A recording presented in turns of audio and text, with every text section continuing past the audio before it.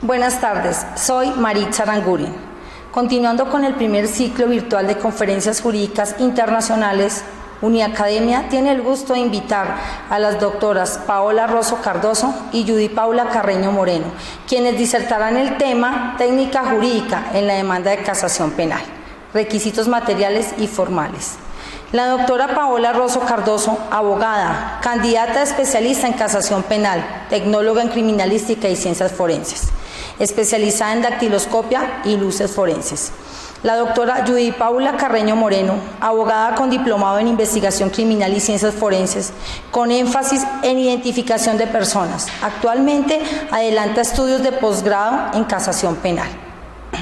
Las doctoras Rosso y Carreño cuentan con diversos cursos de formación en el sistema penal, oral acusatorio, topografía forense, psicología y perfilación criminal, derechos humanos e internacional humanitario, sistemas de administración del riesgo, prevención del lavado de activos, fraude y financiación del terrorismo certificados por instituciones privadas y públicas a nivel nacional e internacional. Docentes universitarias en las áreas de Derecho Penal, Procesal Penal y Derechos Humanos. Bienvenidos.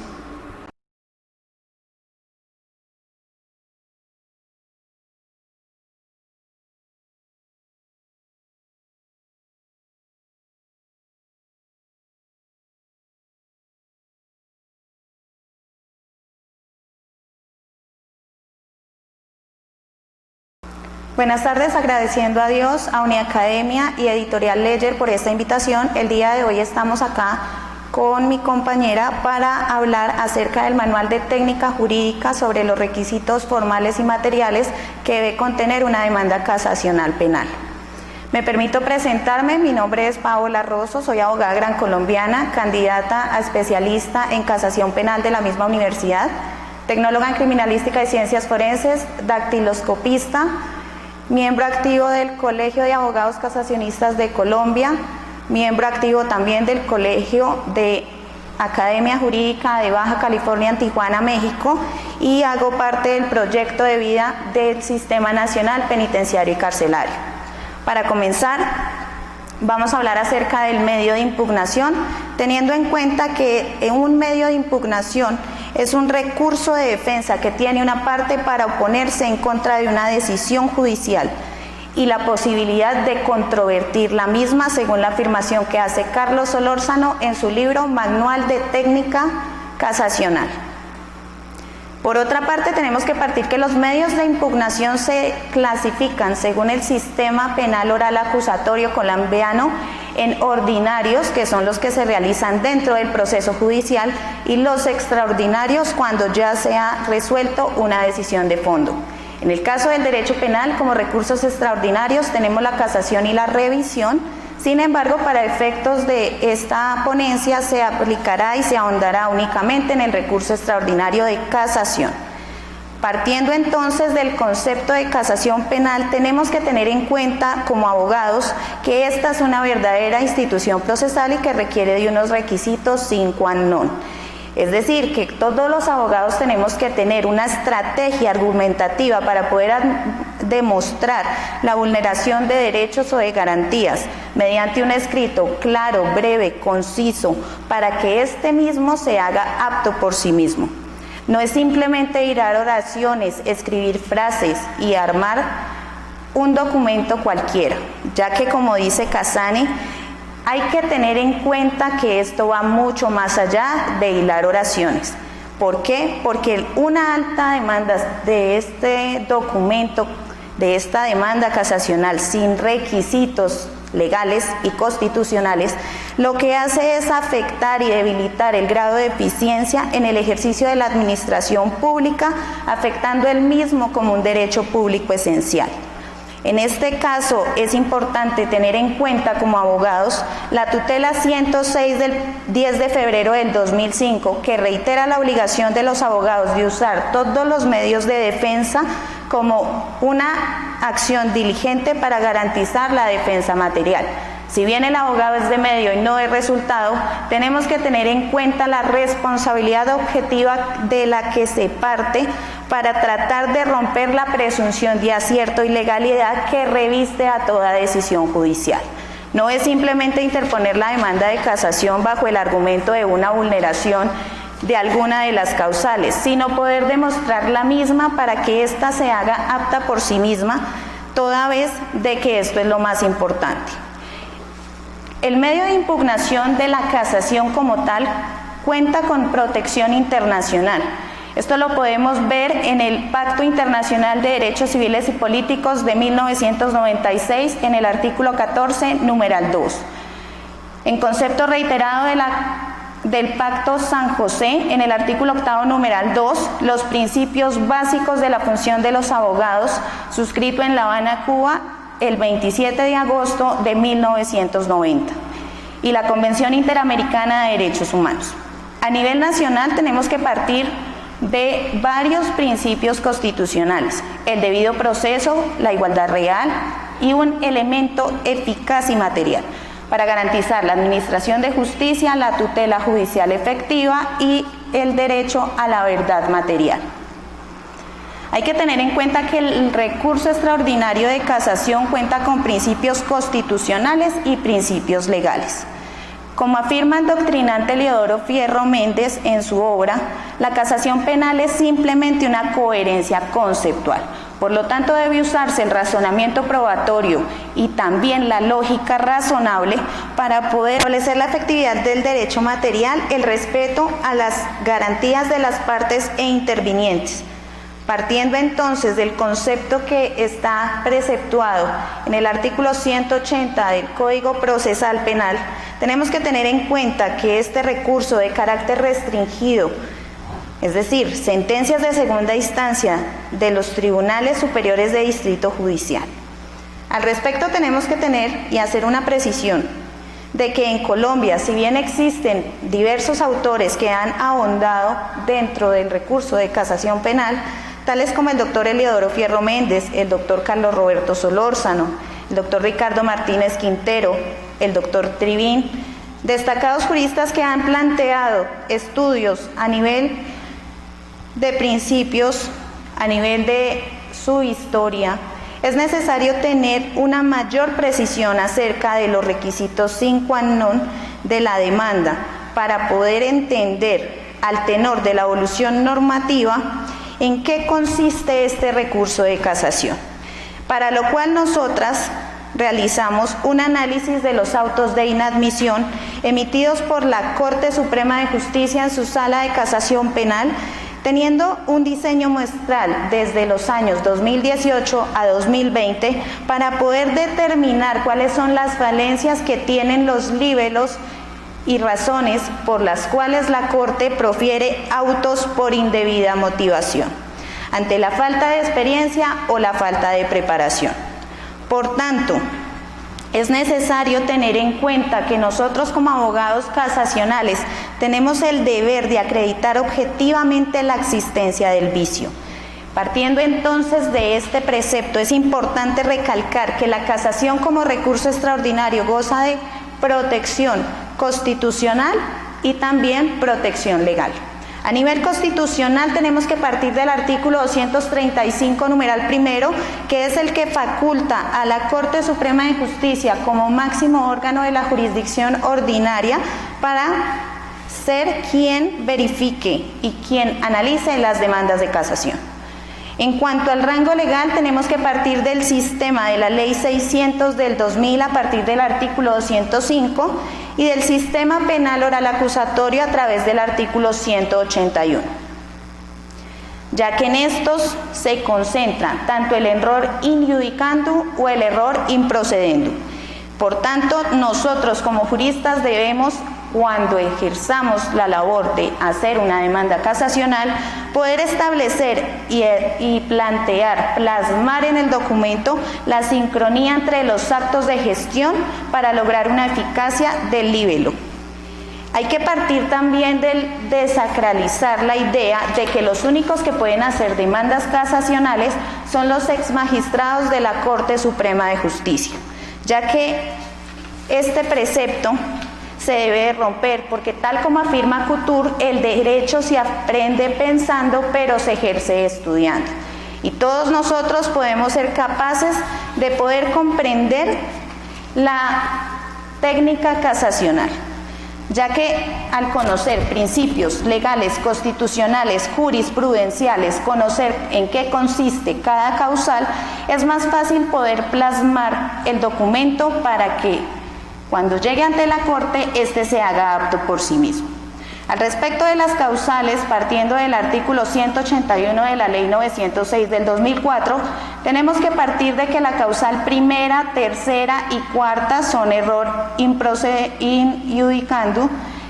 y la causal segunda es error in procedendum. La diferencia entre cada una de las causales: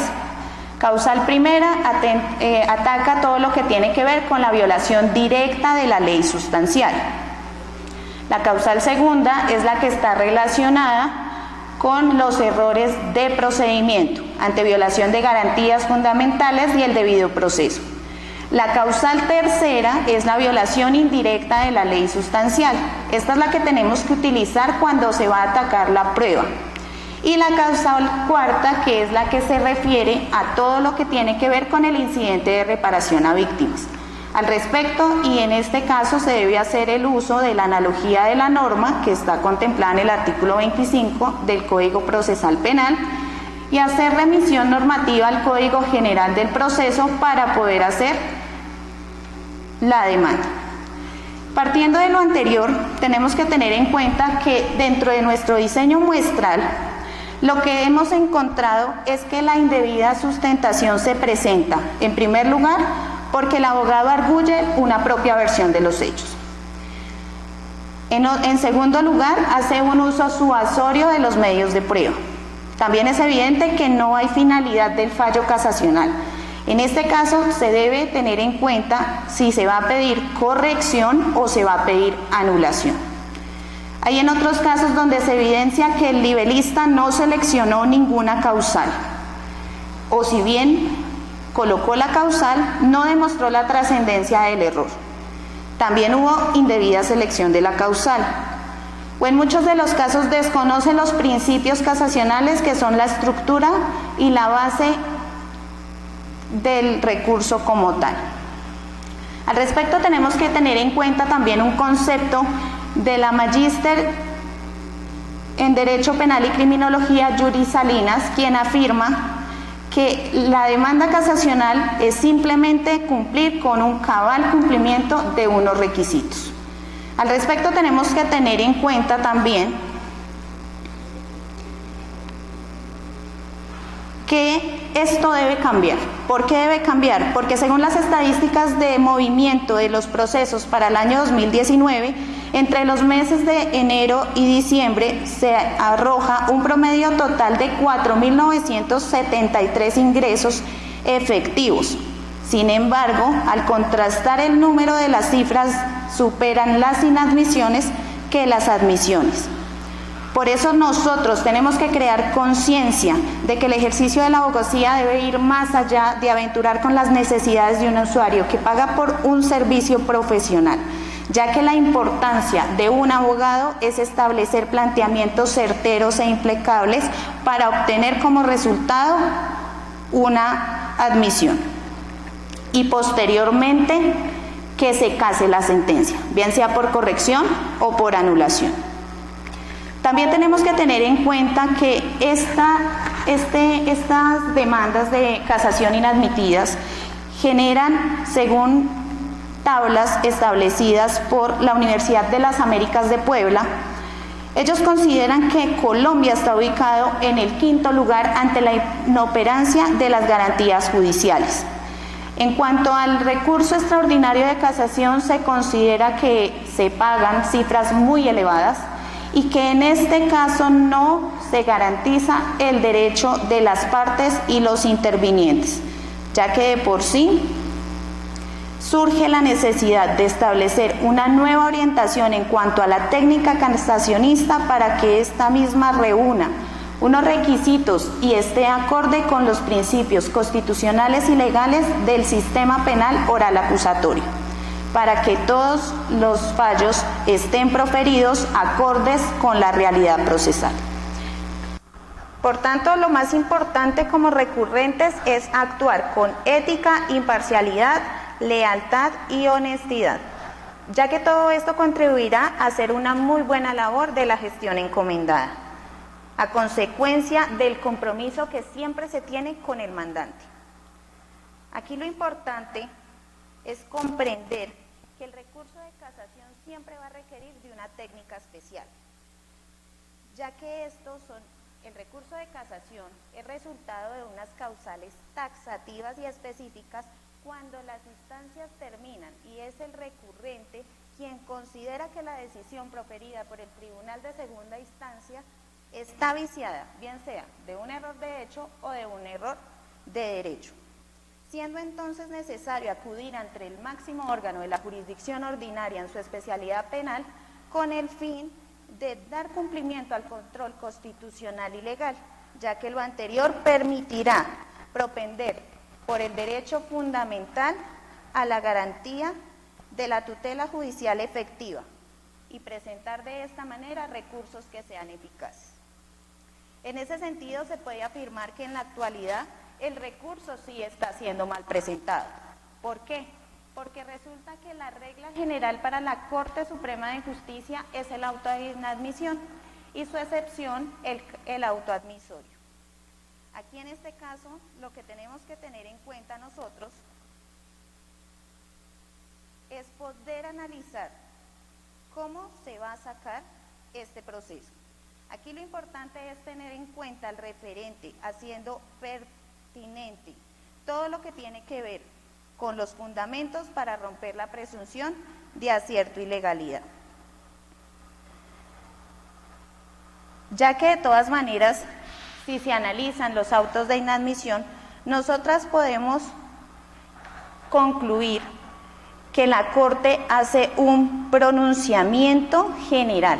y un procedimiento abstracto. Por lo tanto, si se quiere aprender sobre la casación penal, el auto de inadmisión permite evidenciar los errores de otros libelistas y también poder usar las estrategias jurídicas y las técnicas implementadas y resaltadas por el colega. Aquí lo que tenemos que tener en cuenta a la hora de hacer el documento en cuanto a las exigencias mínimas para la presentación de la demanda es, en primer lugar, estar legitimado en la causa. Por otra parte, se debe interponer y presentar el recurso en la oportunidad procesal indicada, expresar la finalidad del fallo, seleccionar las causales de argumentación suficiente y demostrar la existencia de un error trascendente, en virtud en el cual podamos explicar la decisión del juez, de modo que, subsanando este fallo, la situación de nuestro recurrente cambie favorablemente. Entonces, lo que nosotras hicimos en desarrollo de esta ponencia fue aplicar el método analítico descriptivo, ya que con este lo que hicimos fue fomentar un pensamiento crítico a partir del análisis de la información recolectada, para lo cual nosotros usamos alrededor de 500 autos de inadmisión proferidos por la Corte Suprema de Justicia, para poder cimentar adecuadamente este material que se les está presentando el día de hoy a ustedes. Aquí lo más importante en cuanto al recurso es tener en cuenta en qué consiste cada causal. También es necesario precisar que más allá de explicar mediante un texto largo, reiterativo, lo más importante es hacer una explicación clara, concisa y breve, ya que todo esto permitirá que la persona que lea el documento, que lea nuestra demanda, se identifique y pueda evidenciar el yerro que se está fundamentando. Aquí lo importante es dejar de escribir textos largos y reiterativos, ya que esto afecta como tal la interpretación del mismo. También es necesario dejar de usar versiones y palabras entreversadas, ya que muchas veces ni quien redacta entiende el significado de lo que está plasmando. Es mejor usar frases cortas en párrafos de 1 a 10 renglones, en donde se desarrolle una sola idea por párrafo. ya que esto conlleva que no hayan contradicciones entre los tiempos presente y pasado y se asegura a la vez la coherencia del documento. Con relación a la extensión, es fundamental evitar reiteraciones innecesarias, ya que el libelo debe contribuir a una lectura ágil, razón por la cual se deben tener en cuenta las reglas de redacción y estilo, porque un documento con una cantidad extensa, mal redactado, contribuye a la redundancia y a una comunicación no eficaz. Reiterando además la necesidad de que se tenga respeto tanto por las normas de ortografía y las normas gramaticales. Todos estos elementos de forma conjunta deben ser interpretados por el abogado casacionista, ya que si se pretende romper la presunción de acierto y legalidad, debe ser comprensible para la Corte entender cuál fue el examen de validez y qué es lo que se discute dentro del trámite procesal, ya que aquí lo que vamos a evidenciar es un incumplimiento de garantías, razón por la cual se acude a él para que éste resuelva de fondo. Ya que de todas maneras, si bien contra el auto de inadmisión de la demanda casacional procede el mecanismo especial de insistencia, el cual se debe interponer mediante los términos y parámetros contemplados en el artículo 184, inciso 2 del Código Procesal Penal, es mejor hacer una buena fundamentación del mismo, ya que en todos los casos no ocurrirá lo que ocurrió y lo que sucedió en la sentencia 4045 del 2009, con radicado 53-264 y acta 239. En esta se resuelve un recurso de casación en contra de una sentencia condenatoria proferida en primera instancia y confirmada por el tribunal. En este caso en concreto, si bien el libelista no encontró y no fundamentó una causal, para la Corte de forma oficiosa sí existió una causal de nulidad. Por esa razón sale un auto admisorio y posteriormente lo que hacen después del análisis realizado por esta máxima corporación, ellos concluyen que efectivamente sí hubo una vulneración, razón por la cual tendrían que hacer una anulación y retrotraer el proceso a la audiencia de formulación de imputación. Sin embargo, como habían pasado 5 años desde la ocurrencia del hecho y dado que la circunstancia se dio dentro del Código de Infancia y Adolescencia, aquí lo que se hizo fue, como tal, solicitar la preclusión de la acción penal conforme al artículo 332 del Código Procesal Penal. Sin embargo, esto que fue suerte para el abogado no puede ser usado por los demás. Nosotros tenemos que tener en cuenta la responsabilidad de esto, ya que de todas maneras es el ejercicio de un modelo activo como un actor procesal fortalecido. Nosotros tenemos que estudiar y tenemos que aplicar todos los conocimientos, todos los principios legales, constitucionales, jurisprudenciales, del recurso de casación, del sistema penal oral acusatorio, con el fin de que se haga una correcta interrelación, ya que aquí lo más importante es mantener el estándar de garantías del proceso penal. A continuación los dejo en compañía de la doctora Paula Carrillo. Todos estos elementos de forma conjunta deben ser tenidos en cuenta por el casacionista con el fin de romper la presunción de acierto y de legalidad, siendo más comprensible para la Corte pronunciarse sobre la admisión o inadmisión del libelo atendiendo la realización de un examen de validez, dado que se discute el trámite procesal e el incumplimiento de las garantías a las partes para que ésta sea quien la resuelva. Razón suficiente para el pronunciamiento en camino a su protección, ya que la buena redacción de un documento contribuye a que no se deje al arbitrio de la Corte determinar su procedencia en la vulneración de las garantías fundamentales que ameriten el ejercicio de las facultades oficiosas. Si bien contra el auto de inadmisión de la demanda de casación procede el mecanismo especial de insistencia dentro de los términos y parámetros desarrollados por la ley del artículo 184, inciso 2 de la ley 906 del 2004 y la jurisprudencia de esta corporación, tales como el auto del 5 de septiembre del 2012, radicado 36578 del 27 de febrero del 2013.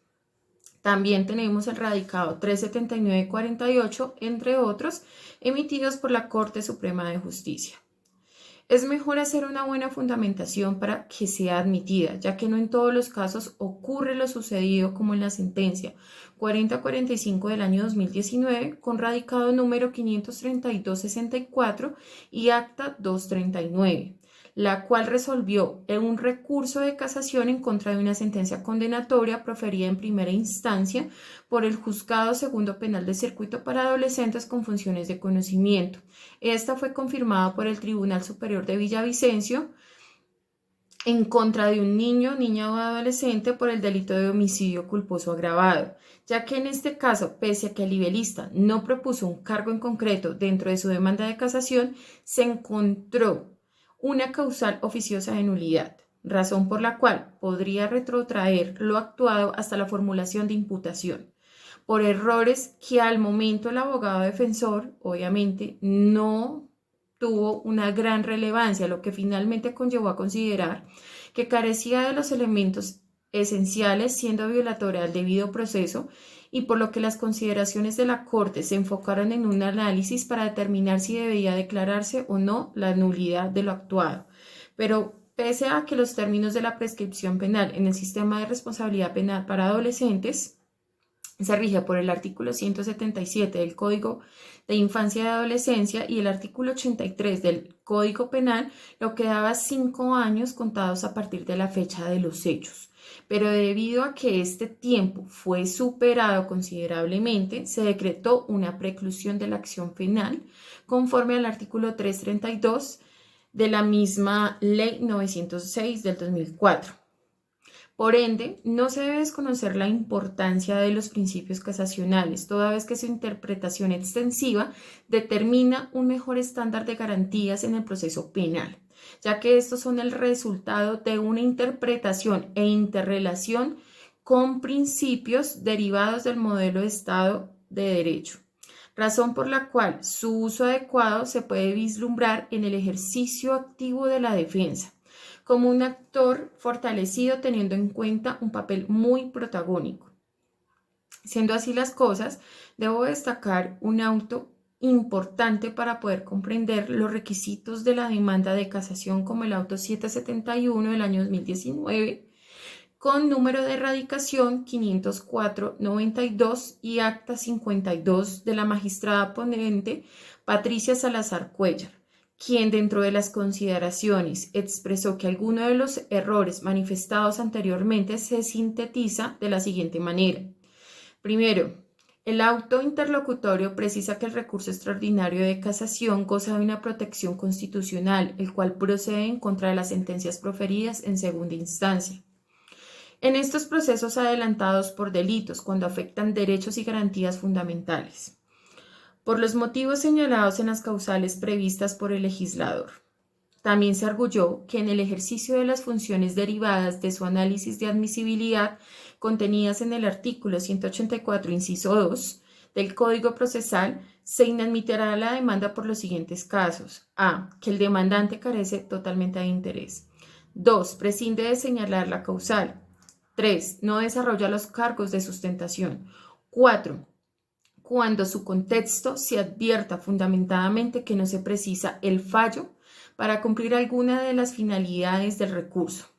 En el caso en concreto, la demanda no cumple con los requisitos para su admisión y principalmente arguyó la magistrada que el recurso de apelación de defensa planteó un argumento semejante al que expone en sede de casación, el cual va orientado a cuestionar la equidad de la pena porque en el proceso adelantado en contra de los autores del atentado se concluyó que se trata de un homicidio simple. Siendo así las cosas, no configuraría un homicidio agravado, como se estableció en esa presente actuación. Para tales efectos se puso a disposición del tribunal el registro de ese proceso. Reitera también la magistrada que al tribunal estaba vedado evaluar las pruebas practicadas en otra actuación y emitir juicios de valor acerca de la acusación. La defensa también contribuyó para que se hiciera este pronunciamiento, no solo porque presentó un alegato en ese sentido, sino que además anexó el respectivo registro. El tribunal desconoció varias reglas básicas del sistema procesal, ya que la decisión solo puede tener como fundamento las pruebas practicadas en el juicio oral, según lo contempla la Ley 906 del 2004, en su artículo 16. Y si alguna parte pretende servirse de las producidas en otro proceso, debe solicitarlas en la audiencia preparatoria, según lo que contempla el artículo 355 de la misma ley, y se debe disponer lo pertinente para su práctica e incorporación en el juicio oral, sin perjuicio del deber de descubrirlas oportunamente. El demandante tampoco tuvo en cuenta que los funcionarios judiciales, en virtud de los principios de autonomía e independencia, deben resolver asuntos sometidos a su conocimiento, según las reglas dispuestas por el ordenamiento jurídico, al margen de los servidores públicos, en trámites diferentes y bajo la respectiva realidad procesal, que hayan llegado a conclusiones diversas frente a los mismos hechos. La ocurrencia de irregularidad es resultado de las actuaciones de defensa, y tampoco explicó la trascendencia de ese yerro, aunque el tribunal se equivocó al abordar las pruebas y las actuaciones surtidas en otro proceso penal. La impugnante no explicó la trascendencia que ello tuvo en la solución de este caso, pues lo cierto es que ni la parte debió aportar esa información ni el juzgador debió valorarla. Además que el fallador de segundo grado abordó ese tópico cuando ya había expresado sus conclusiones acerca de las críticas que el apelante hizo en la sentencia de primera instancia, para lo que se basó en las pruebas practicadas en la presente actuación. También arguye que la defensa no asumió las respectivas cargas argumentativas, es decir, que no propuso, no sustentó un cargo orientado a cuestionar la legalidad sobre dicha prueba, según lo contempla el artículo 181 en su numeral 3 de la misma ley, por error de derecho en la modalidad de falso juicio, de legalidad por prueba ilícita, que es aquella obtenida por violación de derechos fundamentales, o la ilegal por el incumplimiento de los requisitos legales esenciales para omitir la formalidad sustancial. Además, concluye que la defensa no se ocupó de una trascendencia de ese supuesto yerro. Es inadmisible dentro de la sustentación adecuada del recurso extraordinario de casación que argumente que se considere este paso en otro proceso penal, pero a su vez cuestiona el análisis realizado por el tribunal al respecto. La impugnante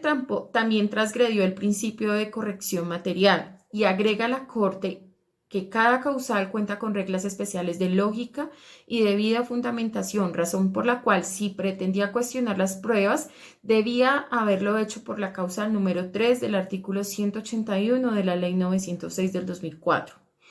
Para demostrar los errores de hecho o de derecho que dieron lugar a esa condena, ya que su fundamentación se contrapone al cargo que se propuso por violación directa de la ley, sustancial, en donde no se hace una discusión sobre las pruebas, ni los hechos, ni sobre la sentencia que pretendía cuestionar su calificación jurídica. También tenía la carga de explicar en qué consistieron los yerros de interpretación o de aplicación del derecho, ya fuese por exclusión evidente o una aplicación indebida, o ya sea una interpretación errónea. Por otra parte, el auto 722 del 2019 con radicación 539-65, con acta número 52 del 27 de febrero del 2019, el magistrado ponente Luis Antonio Hernández Barbosa, nos indica y agrega que atendiendo los fines de la casación, la fundamentación de estos mismos y la posición del impugnante dentro de este proceso de índole de la controversia planteada, se pueden superar los defectos de la demanda para decidir de fondo, pero la demanda esta debe tener que sustentarse de la manera más adecuada, de acuerdo con las causales establecidas en el artículo 181 de la misma ley. Los cargos contra esta sentencia, que la casación no es una tercera instancia, sino una sede única, la que se accede a través de un recurso extraordinario y tal como procede taxativamente en las señaladas en la ley, que condicionan al demandante y limitan el objeto del estudio que le corresponde hacer el juez de casación, salvo cuando, se insiste, se trata de graves infracciones a las garantías fundamentales de la Corte y advierte que este deber de restaurar como medio para lograr los fines del recurso, el demandante no cumplió con esta carga. De la misma manera, como lo expuso en el tema anterior, queda bastante difícil establecer cuál es el error que denuncia, debido a que éste se limitó a transcribir las sentencias de primera y segunda instancia sin precisar a qué prueba se refería o recaería el error, que daría origen a la infracción indirecta de la ley. ¿Cuál sería la apreciación defectuosa? ¿Cómo ha debido interpretarse correctamente? Y la incidencia de este yerro de la apreciación conjunta de la prueba por cuestiones que la sala no puede subsanar frente a la falta absoluta de sustentación al cargo. En ese orden de ideas se considera importante hacer una precisión acerca de las causales, para que el libelista comprenda cuál es la causal que debe usar y lo que requiere cada una de ellas. También se debe tener en cuenta que existen dos clases de error: el error iubicandum, conocido como un error de juicio, lógica jurídica, razonamiento, las cuales son las que recaen en la ley sustancial, es decir, la causal primera de la ley 600 del 2000 y las causales primera, tercera y cuarta de la ley 906 del 2004, y se producen en el acto de juzgar. A su vez, es necesario precisar que la causal número 1 es la violación directa de la ley sustancial y la tercera es la indirecta. En cuanto a la causal número 1 de la ley 906 del 2004, esta se caracteriza porque los hechos y las pruebas no se discuten. Lo discutible es la sentencia y lo puede presentar por exclusión evidente, la cual no se aplica a la norma que regula el caso en concreto, bien sea porque la ignora esta norma que lo regula, considerando el fallador que no se encuentra vigente o aunque considera que se encuentra vigente, no es aplicable. Aplicación indebida, la cual es una norma que no debe ser aplicada al caso en concreto, o existe una interpretación errónea como resultado de errores de hermenéutica jurídica, bien sea porque elige una norma incorrecta y no se le da el alcance que tiene la norma al comportar las consecuencias extensivas o restrictivas. Tratándose de problemas relacionados con la producción o apreciación de la prueba en que se funda esta sentencia, se debe hacer el uso de la causal número 3 de la Ley 906 del 2004. En estos casos es necesario señalar en qué consistió la falta de percepción de la realidad o de los medios de convicción, señalando tanto lo vulnerado como el sentido de la transgresión. Lo primero que se debe dilucidar es si se trata de errores de hecho o de derecho. En este caso, se puede optar por la primera alternativa. Se debe precisar si se trata de errores de hecho.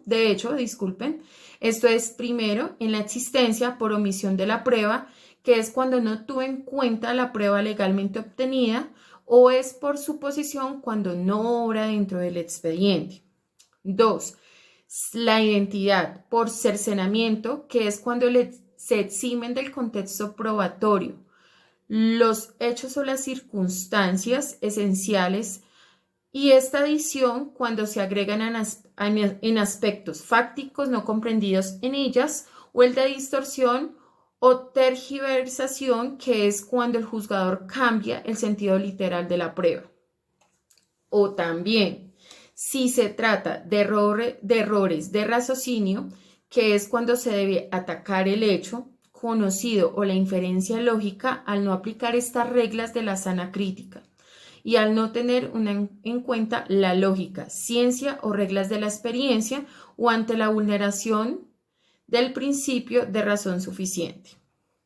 De escoger la segunda alternativa, que se refiere a los errores de derecho, se debe indicar si se trata de la primera, errores de legalidad, bien sea por falso juicio de legalidad ante la violación del debido proceso probatorio ante la prueba ilícita o ilegal, y precisa que es ilícita cuando se transgreden derechos fundamentales para su obtención e ilegal cuando se incumplen requisitos esenciales.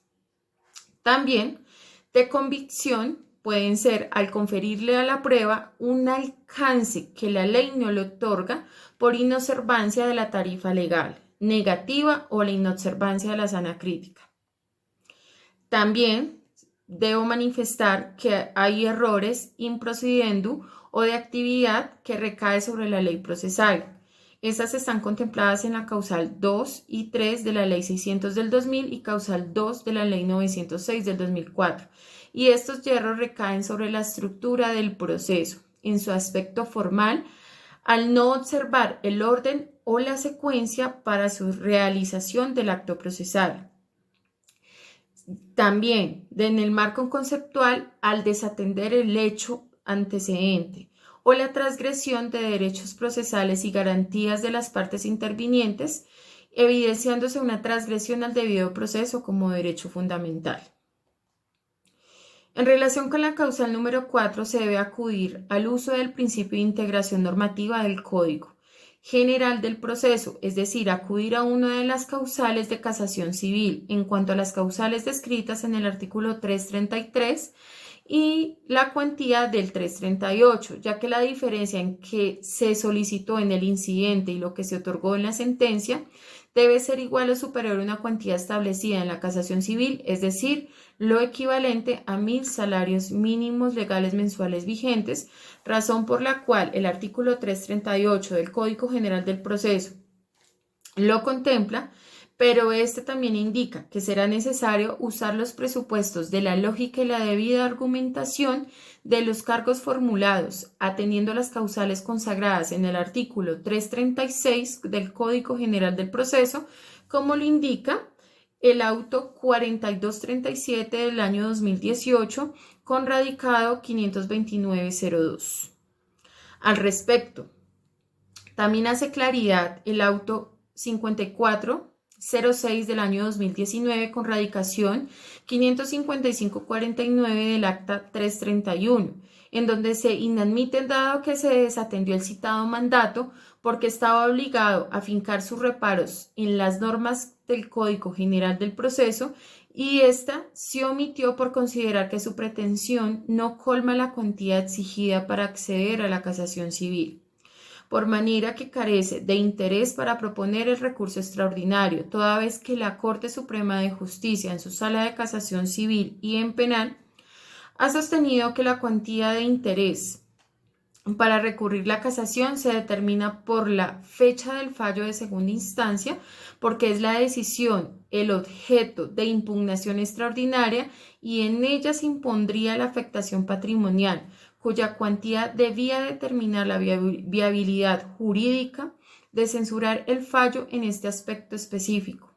tal como lo reiteran los autos del 6 de julio del año 2009 con radicado número 31410,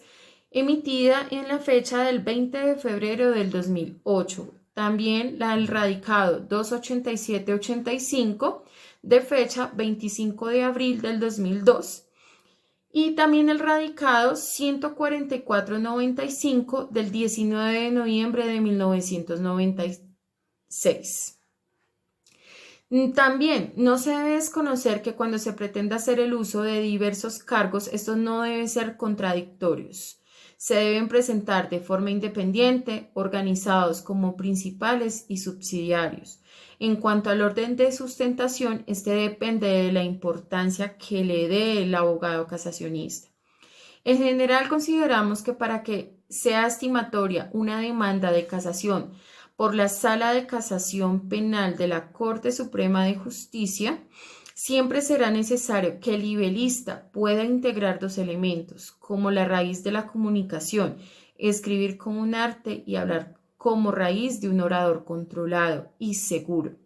No es difícil, dado que esto en lo anterior se resume en la integración de tres elementos: talento, perseverancia y dedicación, razón por la cual se insta a todos los libelistas a aplicar la palabra o la frase célebre de Morgan Freeman: Desafíate a ti mismo porque es el único camino que conduce hacia el éxito. Por tanto, no hay que rendirse, sino esforzarse. Porque como dicen, el hombre nunca sabe de lo que es capaz hasta que lo intenta. Muchas gracias.